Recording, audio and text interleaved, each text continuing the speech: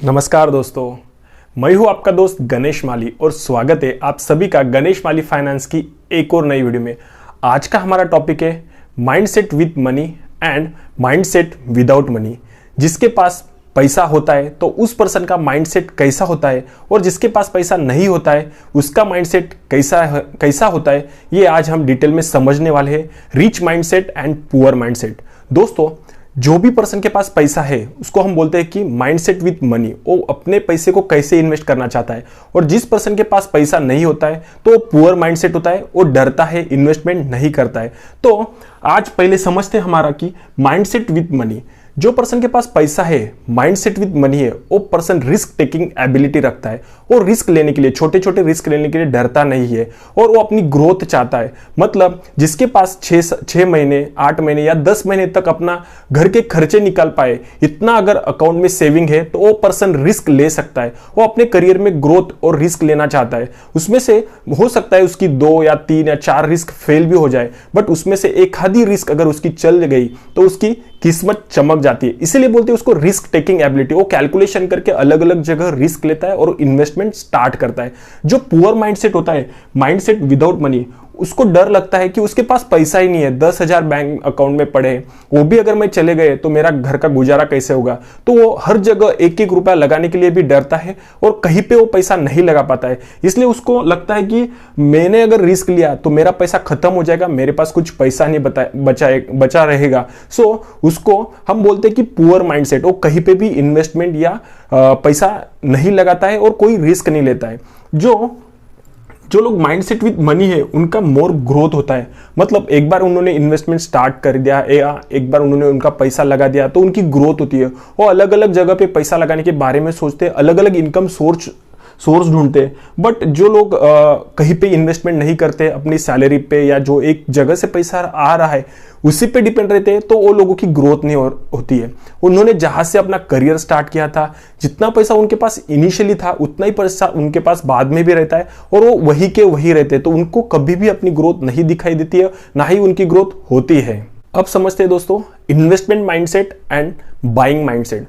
दोस्तों, जिसके पास पैसा होता है ना, उसका माइंडसेट इन्वेस्टमेंट वाला होता है। वो अपने पैसे को इन्वेस्टमेंट करना चाहता है। हो सकता है वो स्टॉक मार्केट में इन्वेस्ट करे, घर ले, कुछ भी खरीद सकता है और जहां से उसको इनकम आ सकता है ऐसी जगह वो इन्वेस्ट करने के बारे में सोचता है। बट जिसका माइंडसेट विदाउट मनी वाला है, जिसके पास पैसा ही नहीं, उसका बाइंग माइंडसेट होता है। दोस्तों, एक टाइम था कि हम भी इनिशियली बहुत कम पैसा कमाते थे, हमारी भी मंथली सैलरी बहुत कम थी।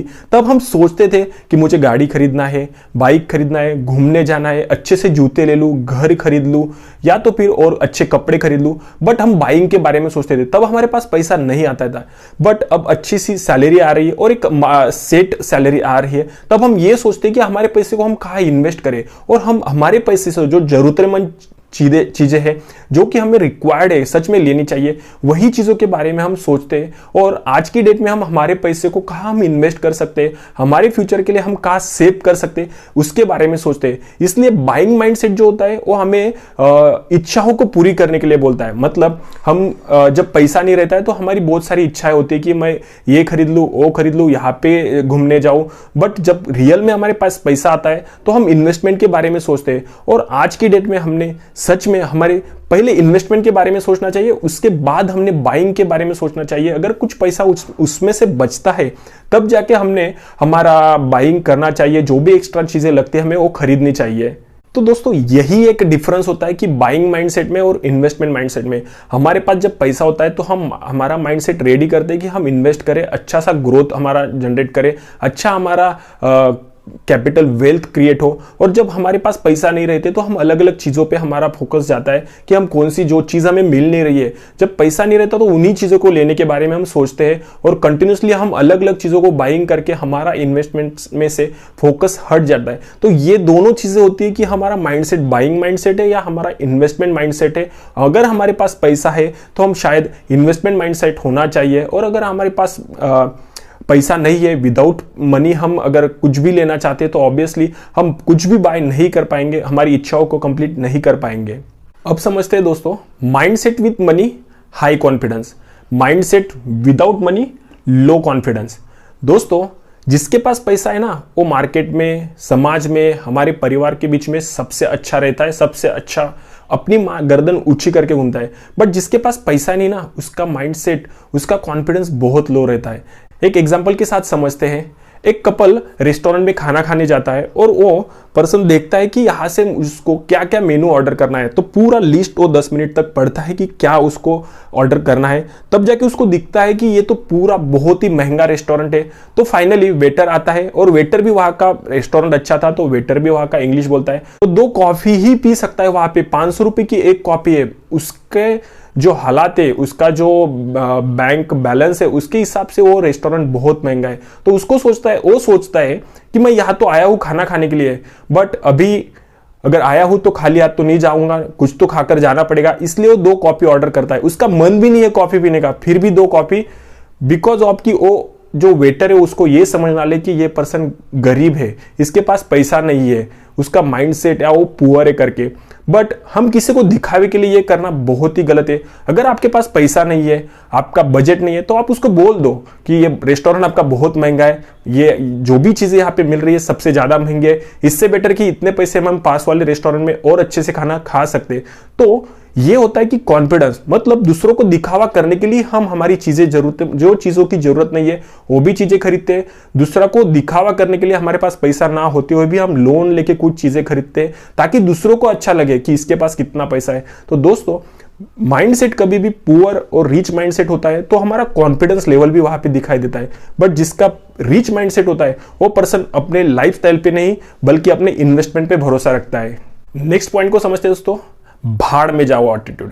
मतलब जो एटीट्यूड कि एक पर्सन है गरीब है वो पर्सन, और एक होता है कि बैगिंग एटीट्यूड, मतलब कि भीख मांगने वाला एटीट्यूड।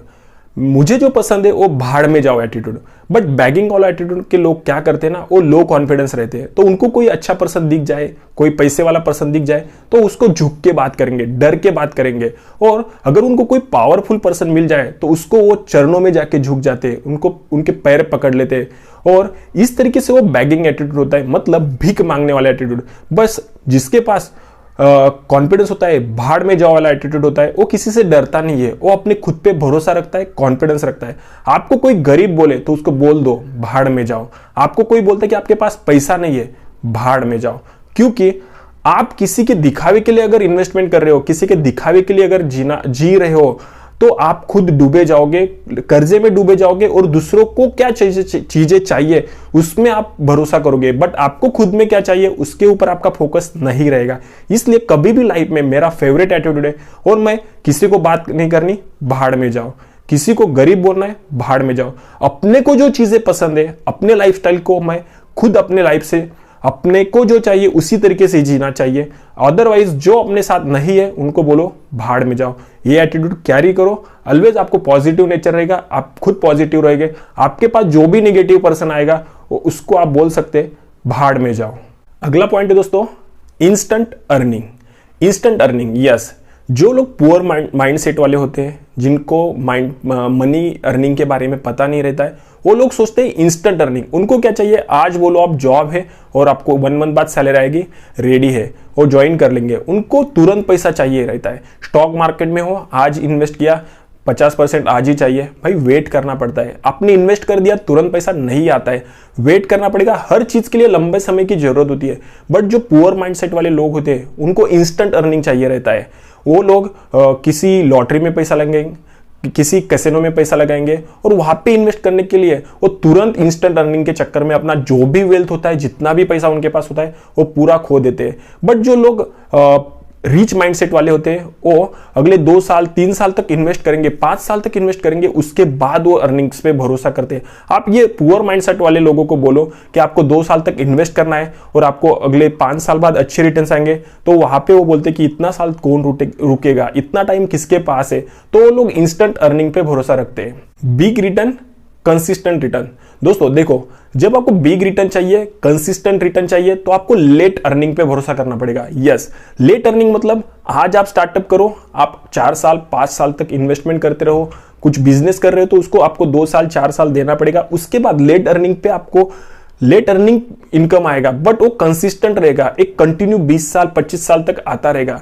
एग्जाम्पल के लिए समझते कि जियो का प्लान हमें पहले 4 साल 5 साल तक फ्री मिला, उसके 5 साल बाद एक बेस्ट प्लान हमें दिया गया और अब 10 साल बाद हमें ऐसा प्लान दिया है कि हम उसको कंटिन्यू, हर किसी के पास जियो है और हमारे पास जियो का ही रिचार्ज किया जाता है। तो मतलब उन्होंने पहले कुछ 5 या 7 साल तक फ्री दिया, उसके बाद उन्होंने अगले 10 साल 20 साल तक का अपना सेटअप कर दिया। मतलब क्या, late earning but consistent earning. तो कभी भी हमारा प्लानिंग यही होना चाहिए कि हमारा फोकस ये इंस्टेंट अर्निंग पे ना होते हुए लेट अर्निंग पे बट कंसिस्टेंट अर्निंग पे होना चाहिए, ताकि हमें कंटिन्यूअसली एक इन्वेस्टमेंट के बाद पैसा आना चाहिए। तो दोस्तों यही तो सबसे ज्यादा फर्क है rich mindset and poor mindset पे। रिच माइंडसेट वाले लोग लंबे समय के लिए सोचते हैं, 10 साल अगले 20 साल का प्लानिंग रखते हैं। पुअर माइंडसेट वाले लोग जो है वो आज के बारे में सोचते हैं कि आज उनको ज्यादा से ज्यादा पैसा कैसा आएगा, और उसी चक्कर में वो अपना जो भी वेल्थ रहता है वो भी खो देते हैं। आई होप सो ये वीडियो आपको अच्छी तरीके से समझ आ गई होगी। अगर ये वीडियो अच्छी लगी होगी तो वीडियो को लाइक कर दीजिए, चैनल पे पहली बार है तो चैनल को सब्सक्राइब कर दीजिए और बेल आइकन को प्रेस कर दीजिए। मिलते हैं एक और नई वीडियो में एक और इंटरेस्टिंग टॉपिक के साथ। तब तक के लिए अपना ख्याल रखना। नमस्कार।